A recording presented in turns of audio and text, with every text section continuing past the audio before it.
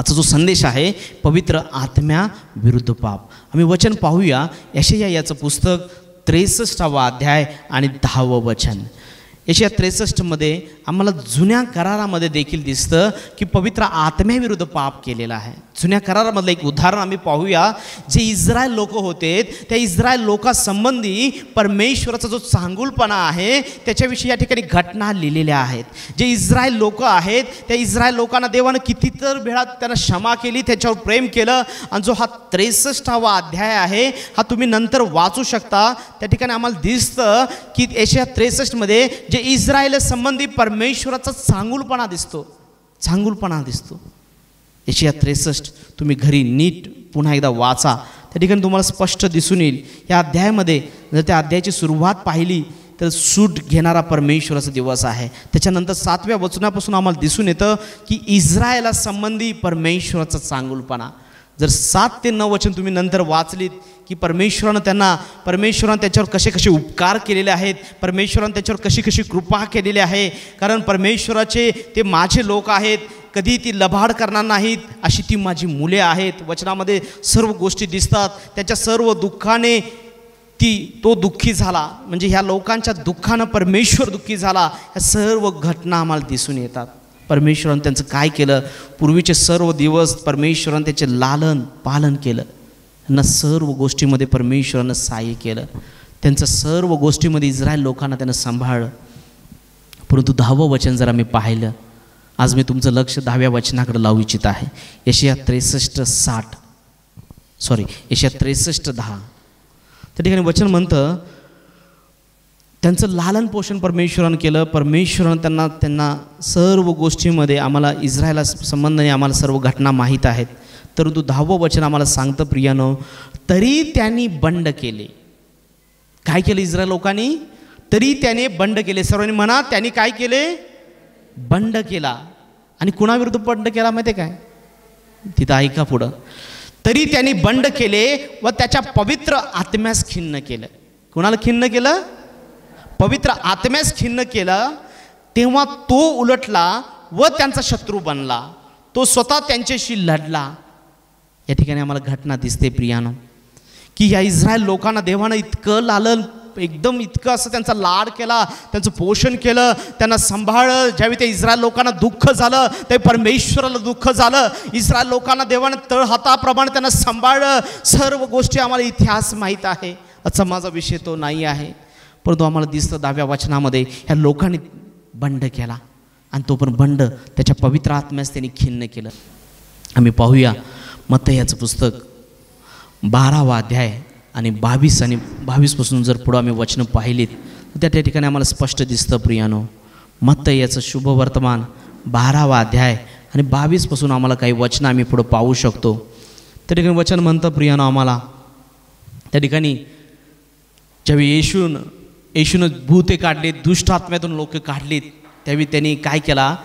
येशूवर आरोप केला. काय आरोप केला? की हा सैतानाच्या साह्यानं काय करतोय? भूते काढतोय. परंतु येशू ख्रिस्तानं त्या ठिकाणी सुंदर असं उत्तर दिलेलं आहे. येशू ख्रिस्तावर या पुरुषांनी काय केलं की हा सैतानाचा जो अधिपती, जो बालझबूल, याच्या साह्यानं हा येशू भूते काढत आहे, हा आरोप येशूवर आला. ही घटना माहीत आहे. ती परुषी म्हणा लागलेत, कारण त्यांच्याकडून हे घडत नव्हतं. देवाच्या आत्म्यावर ते विश्वास ठेवत नव्हते. देवाचं राज्य त्यांच्यावर उतरलेलं नव्हतं. देवाचा आत्मा त्यांना चालवत नव्हता. त्याच्यामुळे ते नैसर्गिक बुद्धीनं ते येशूवर आरोप करू लागले की येशू म्हणे बालझबूल, जो सैतानाचा अधिपती, याच्या साह्याने हा भूते काढतो. हा मोठा आरोप येशूवर आला प्रियानो. आणि जर पुढं जाऊन आम्ही पाहिलं, येशू ख्रिस्त त्यांना म्हणत आहे 26व्या वचनामध्ये, सैतान जर सैतानाला काढीत असेल तर त्यांच्यात फूट पडली आहे. तर सैतानाला जर काढत असेल तर त्यांच्यात फूट पडली आहे. त्यांचं राज्य कसं टिकणार? जर एखादं राष्ट्र दुसऱ्या राष्ट्राशी लढतंय आणि त्यांचे सैनिक येताना एकमेकांनाच मारायला लागले, एकमेकांनाच जर उडवून टाकायला लागलेत, एकमेकांना जर तरवारीनं पाडायला लागलेत, एकमेकांच्या विरुद्ध बंदुकी चालवायला लागले, तर ते जाऊन दुसऱ्या राज्याशी कसंच लढणार? अगदी सुंदर सुसंघटित असं सैतानाचं राज्य आहे. जो सैतान अधिपती आहे त्याचं हेड ऑफिस आकाशामध्ये आहे. अगदी सुसंघटित राज्य आहे. जे देश आहे त्या देशावर प्रत्येक एक सैतानाचा अधिपत्य आहे. प्रत्येक त्याचं सुसंघटित अगदी सिस्टमॅटिक त्याचं काम चालू असतं सैतानाचं. परंतु एक देवाचं राज्य आहे आणि एक सैतानाचं राज्य आहे. हे नेहमी देवाचं राज्य ह्या सैतानाच्या राज्यावर जिंकतच असतं. देवाचं राज्य नेहमी जिंकत असतं आणि सैतानाचं राज्य नेहमी हारत असतं.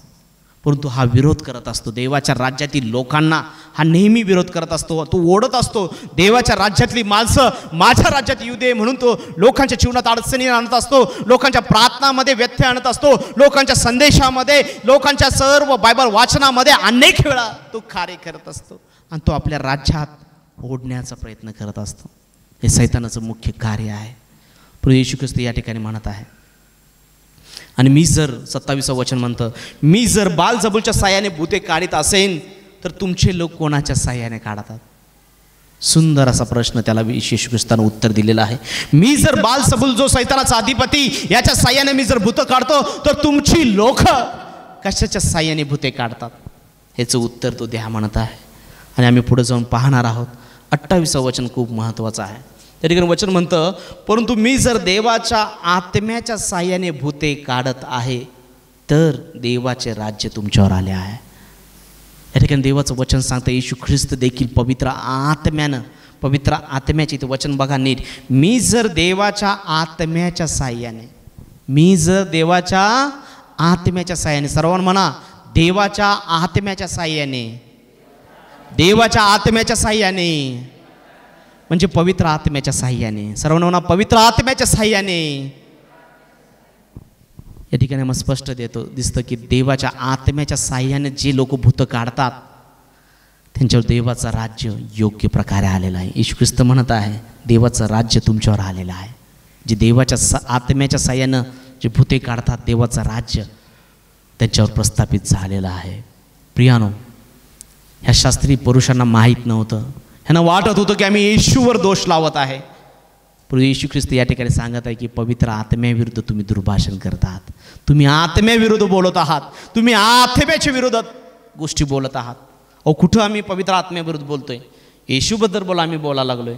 परंतु हे पवित्र आत्म्याविरुद्ध, कारण देवाच्या आत्म्याच्या साह्यानं कार्य होत होते, भूते काढले जात होते. आणि लोक म्हणतात बालजबूल च्या साह्याने हा भूते काढतो. देवाच्या आत्म्याच्या साह्याने येशू भूते काढत होता. मात्र येशूवर आरोप आला. काय आरोप आला? की बालजबूलच्या साह्याने हा भूते काढत आहे.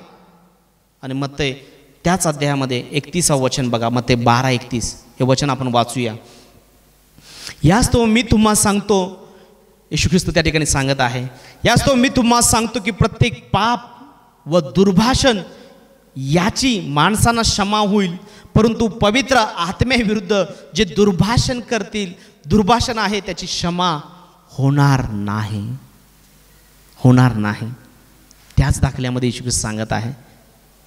एक आहे हे म्हणतात, ही परुषी लोक म्हणतात की देवाच्या साह्याने नाही तर हा बालजबूलच्या साह्याने भूते काढतो. मात्र येशू पवित्र आत्म्यानं भूते काढत होता. या ठिकाणी ते विरोधात बोलत आहेत, विरोधात बोलत आहेत.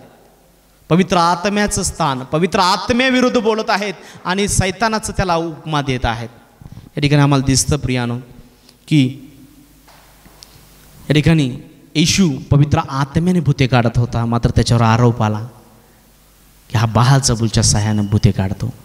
हा येशूवर आरोप नसून हा पवित्र आत्म्याविरुद्ध केलेलं पाप आहे. प्रियानो, पाप आहे.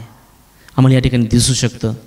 ज्यावेळी बऱ्याच वेळा आम्ही सेवेची सुरुवात केली, सेवेच्या सुरुवातीला अक्षरशः लोक खोळात काढत होते आम्हाला. ह्यांचं टीचिंग बरोबर नाही, ह्यांचं शिक्षण बरोबर नाही. एकतर सेवक असे म्हणाले की ते असे म्हणतात, अमित लोखंडे असे म्हणतात की देवानं त्यांना भूते काढायचं दान दिलेलं आहे. त्यांना बोलायचं होतं अमित लोखंडेविषयी, त्यांच्या मनामध्ये अमित लोखंडेविषयी राग असेल. परंतु प्रियानो, ते देवाच्या आत्म्याविरुद्ध बोलत होते. आम्हाला प्रत्येक शब्द आम्हाला जपून वापरायचा आहे. सुरुवातीच्या काळामध्ये लोक काय पाहिजे ते बोलत होते, काय पाहिजे ते बोलत होते. हे कुठले भूतं काढतात, काय पाहिजे ते विचित्र बोलत होते. त्याच पद्धतीची घटना मला आठवत आहे. ह्या शास्त्री आणि पुरुषांनी येशूवर आरोप केला. जर येशूवर आरोप केला तर आम्ही काय लोक आहोत? आमच्यावर आरोप होणारच, आमच्यावर आरोप होणार. हीच घटना पुन्हा एकदा जर मार्क याच्या पुस्तकामध्ये जर आम्ही गेलो की पवित्र आत्म्याविरुद्ध जसं पाप घडतं, मार्क याचं पुस्तक 3 अध्याय आणि 29 वचन आपण पाहूया. मार्क 3:29. त्या ठिकाणी तर वेगळ्या पद्धतीनं ती गोष्ट समजावून सांगितलेली आहे. प्रत्येक लेखक वेगळ्या माध्यमातून, परंतु लिहिणारा पवित्र आत्माच त्यांना सहाय्य करत होता. मार्क याचं पुस्तक 3 अध्याय आणि 29 वचन मी तुमच्यासाठी वाचून दाखवतो. त्या ठिकाणी तोच पॅराग्राफ आहे, तोच घटना आहे की सैतानाच्या साह्याने येशू आपली कामे करतो या आरोपास येशूने दिलेले उत्तर. आणि 19 वचन म्हणतं, परंतु जो कोणी पवित्र आत्म्याची निंदा करील त्याला क्षमा नाहीच. जो पवित्र आत्म्याची निंदा करील त्याला क्षमा नाहीच, तर तो सार्वकालिक पापाचा दोषी आहे. प्रिय, या ठिकाणी आम्ही पाहू शकतो की या ठिकाणी वचन सांगतं, परंतु जो कोणी पवित्र आत्म्याची निंदा करील तर त्याला क्षमा नाहीच. आणि पुढे वचन सांगतं, तो तर सार्वकालिक पापाचा दोषी आहे. सार्वकालिक पाप या ठिकाणी मोठं सीन आहे. पवित्र आत्म्याविरुद्ध जे पाप घडतं, पवित्र आत्म्याविरुद्ध जे दुर्भाषण आहे, पवित्र आत्म्याविषयी जी निंदा आहे, पवित्र आत्म्याची जी निंदा होते, ते जपून आम्ही आमचं तोंड उघडायला पाहिजे. पवित्र आत्म्याविषयी काल रात्री काही वचनं मला समजत नव्हती, मी मनन करत होतो, तीच इंग्रजीमध्ये ट्रान्सलेट करून पाहत होतो, तीच हिंदीमधून वाचत होतो. कारण मला देखील भीती वाटत होती हा संदेश करताना की देवा, मी तुझ्या पवित्र आत्म्याचा उलगडा करत आहे, चुकून देखील चुकीचं काही माझ्याकडून जाऊ नये. जे वचनात आहे तेच देवा मला सांगू दे. आणि देवानं काल रात्री स्पर्श केला आणि देवानं सांगितलं की जे वचनात आहे तितकंच आम्हाला सांगायचं आहे, आमच्या बुद्धीनं काही सांगायचं नाही आहे. या ठिकाणी वचनामध्ये आम्हाला दिसतं मार्क 3:29, परंतु जो कोणी पवित्र आत्म्याची निंदा करेल त्याला क्षमा नाहीच, तर तो सार्वकालिक पापाचा दोषी आहे. सार्वकालिक पापाचा दोषी आहे. प्रियानो, आम्हाला पवित्र आत्म्याविरुद्ध पाप करायचं नाही, पवित्र आत्म्याविरुद्ध दुर्भाषण करायचं नाही, पवित्र आत्म्याविरुद्ध काही चुकीच्या गोष्टी बोलायच्या नाहीत. पवित्र आत्मा एक व्यक्ती आहे, आज आमच्यामध्ये ती हजर आहे. त्या व्यक्तीचा आम्हाला रिस्पेक्ट करायचा आहे. ती दैवी व्यक्ती आहे, त्या पवित्र आत्म्याला आम्हाला रिस्पेक्ट करायचा आहे, आदर करायचा आहे. आणि जर त्या व्यक्तीच्या साह्यानं जर आम्ही जीवन जगलो तर आम्ही जगणार आहोत. कारण बायबल सांगतं आत्म्याचे चिंतन काय आहे, देहाचे चिंतन काय आहे. देहाचे चिंतन काय, मरण. आणि आत्म्याचे चिंतन हे जीवन आणि शांती आहे. आत्म्याचे चिंतन, आत्म्याबरोबर राहून आत्म्याच्या गोष्टी ज्यावेळी मिळणार ते सार्वकालिक जीवन मिळणार, शांती आमच्यात मिळणार. मात्र इथं वचन तेच सांगतं. वचन कुठंही एका जागी एक सांगतं, एका जागी दुसरं सांगतं नाही. हे मार्क 3:29 तेच सांगतं, जो कोणी पवित्र आत्म्याची निंदा करेल त्याला क्षमा नाहीच आणि तो सार्वकालिक पापाचा दोषी ठरेल. त्याच्या वाटणीला जीवन नाही, त्याच्या वाटणीला मरण आहे. जे पवित्र आत्म्याविरुद्ध पाप करतात, पवित्र आत्म्याविरुद्ध लबाडी करतात. आणि बरेच उदाहरणं आहेत आम्ही पाहू शकतो. एक सगळ्यात भयानक बायबलमध्ये पवित्र आत्म्याविरुद्ध केलेल्या पापाचं एक उदाहरण आहे, सर्वांना माहीत असेल. सांगू शकता कुणी? हनन्या आणि सफीरा. आम्हाला या ठिकाणी दिसतं स्पष्टपणे. प्रेषित 5:3 आम्ही वाचूया. हनन्या आणि सफीराचा दाखला आम्हाला माहीत आहे.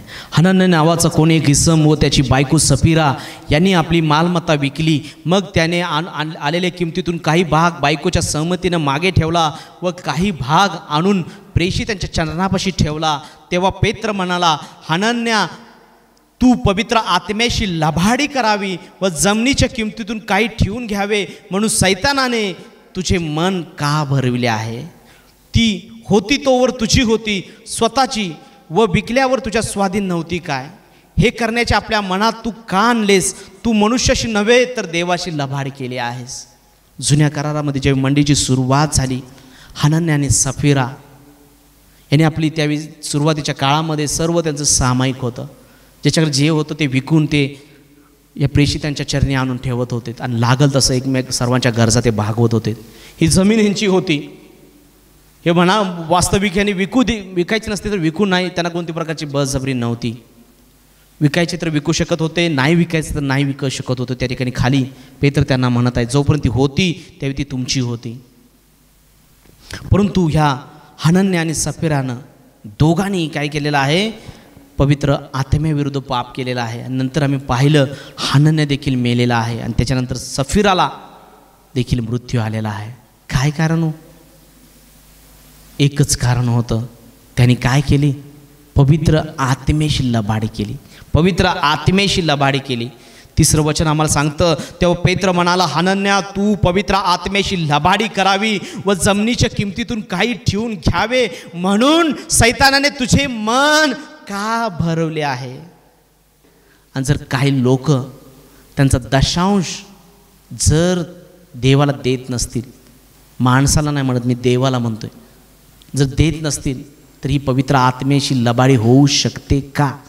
ह्या प्रश्नाचं उत्तर प्रियानं तुम्ही द्या.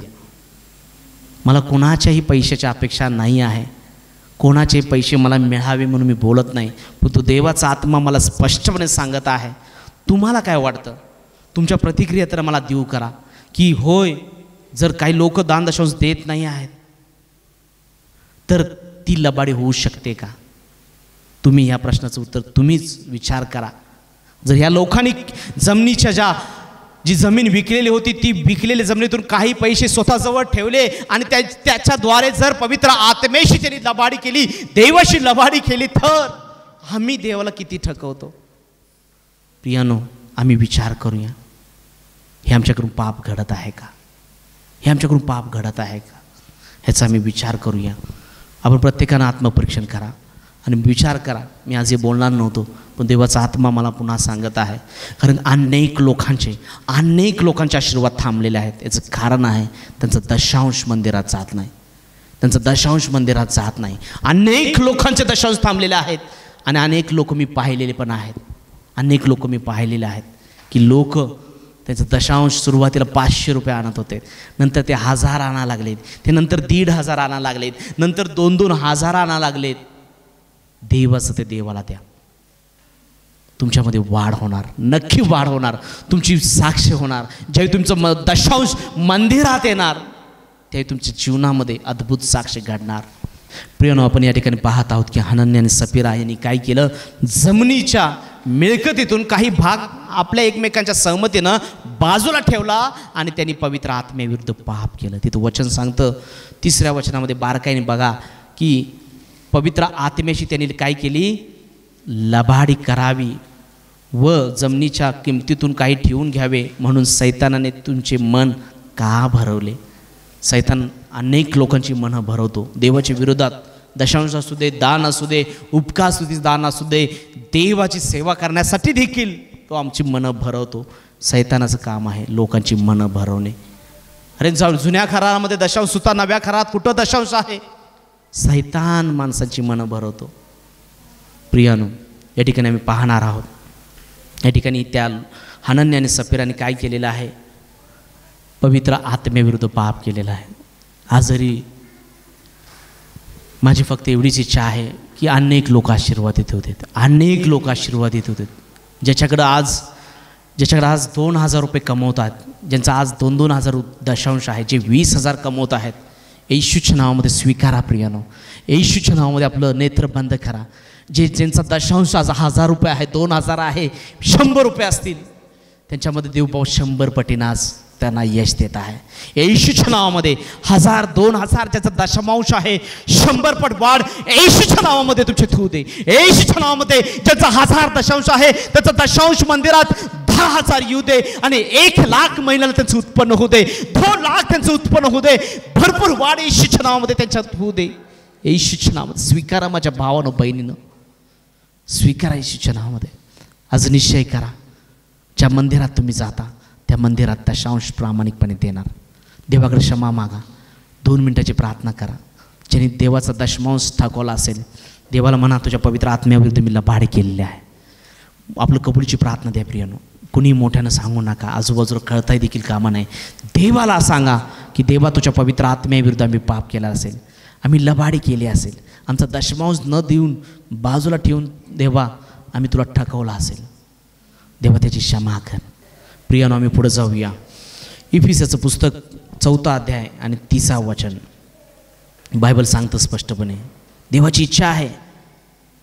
त्या अध्यायामध्ये जर आम्ही पाहिलं की देवाची इच्छा आहे की आम्ही पवित्र आत्म्याला खिन्न करू नये, पवित्र आत्म्याला आम्ही खिन्न करू नये. इफिस 4:30 आम्ही पाहू शकतो. इफिस 4:30 आम्ही पाहू शकतो.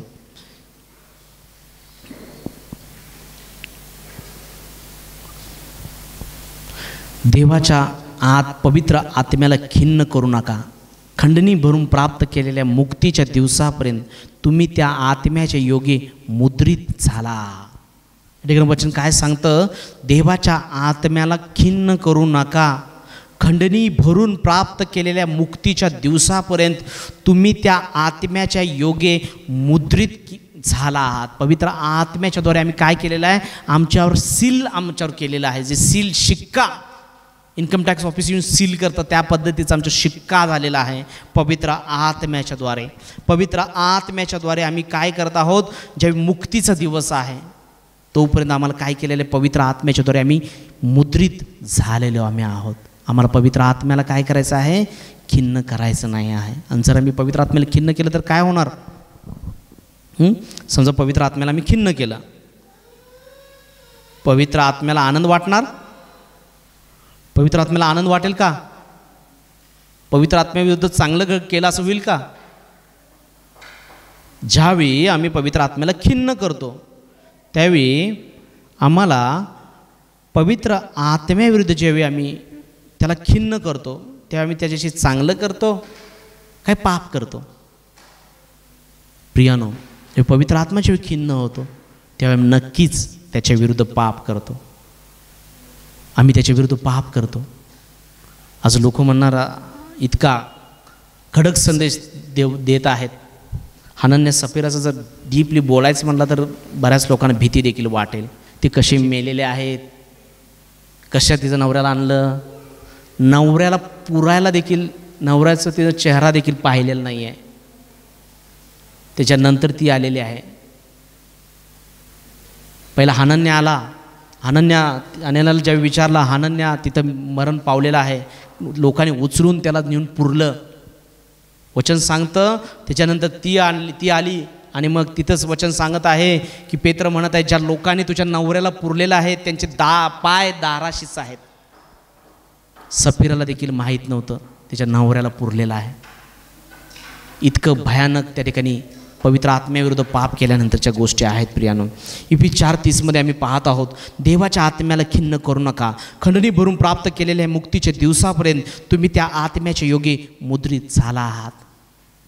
त्या ठिकाणी वचन सांगतं प्रियानो, 1 थेसलनी 5:19 बघूया आणि आपण थांबणार आहोत. 1 थेसलनी 5:19. थेसलनिकरास पत्र, पहिले पत्र 5वा अध्याय आणि 19वा वचन. कारण या ठिकाणी देवाची इच्छा आहे. 16 वचनापासून जर वाचलं, सर्वदा आनंदित असा, निरंतर प्रार्थना करा, सर्व स्थितीत उपकारस्तुती करा, कारण तुम्हाविषयी ख्रिस्त येशूमध्ये देवाची इच्छा हीच आहे. आणि पुढचंच वचन कंटिन्यू आहे, आत्म्याला विझवू नका. आत्म्याला, सर्वांनी म्हणा, आत्म्याला विझवू नका. शेजारच्या सांगा, आत्म्याला विझवू नका.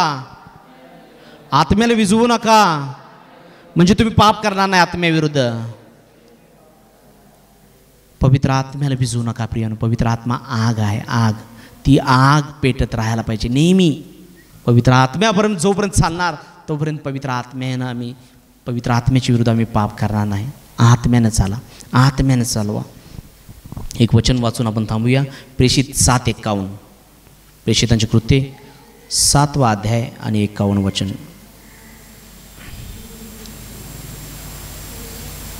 ज्यावेळी स्टीफन,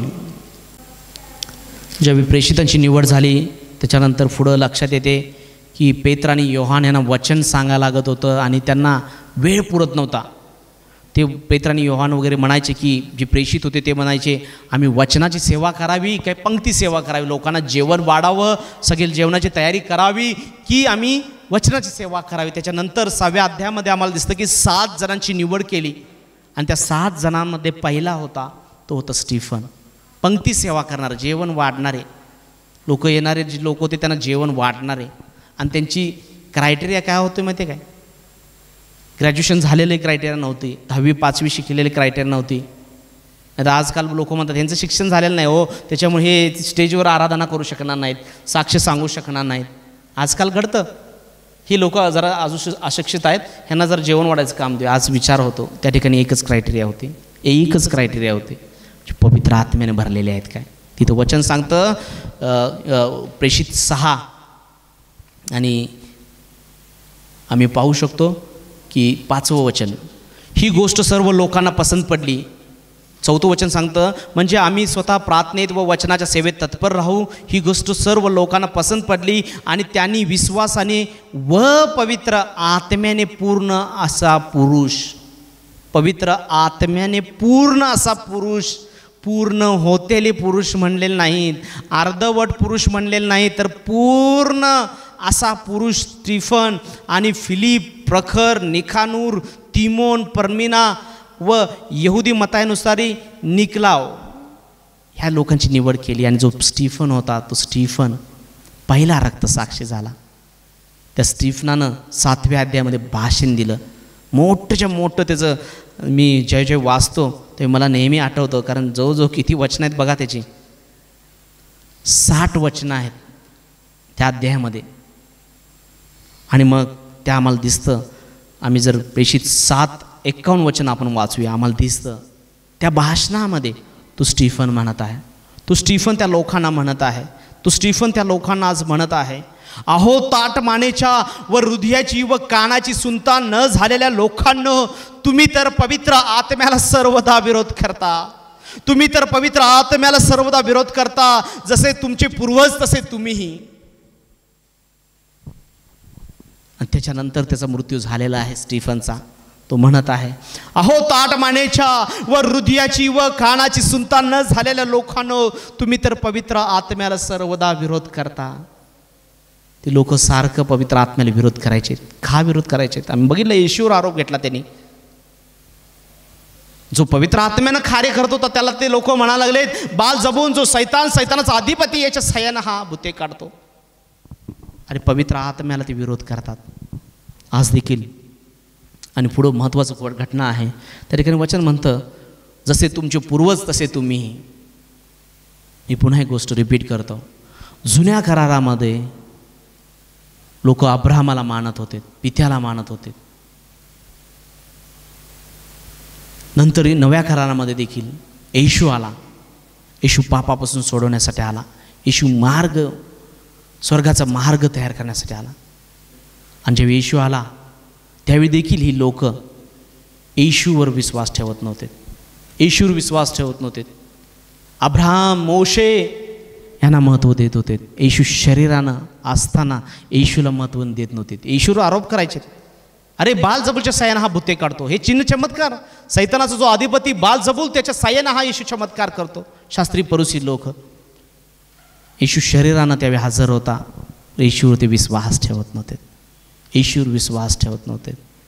आज ह्या नवीन कराराच्या युगामध्ये, ह्या चर्चच्या युगामध्ये आज येशूवर बरेच लोक विश्वास ठेवतात. प्रत्येक चर्च येशूवर विश्वास ठेवत आहे.